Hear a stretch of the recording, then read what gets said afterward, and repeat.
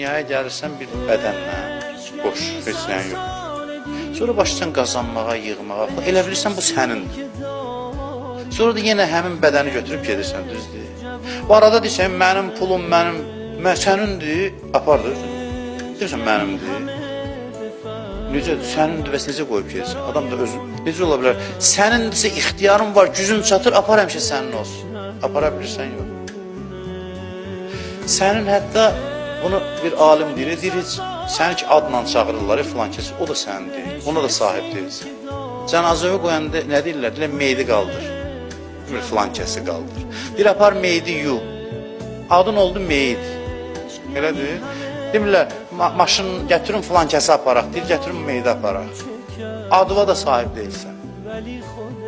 Əynində olan paltarın ixtiyar əlində deyil. Deyir ki, vərəsələr icazə verməlidir ki, kəfən bükmək üçün yumamışdan qabaq onu cırırlar. Cıranda gərək varisindən icazə alasan.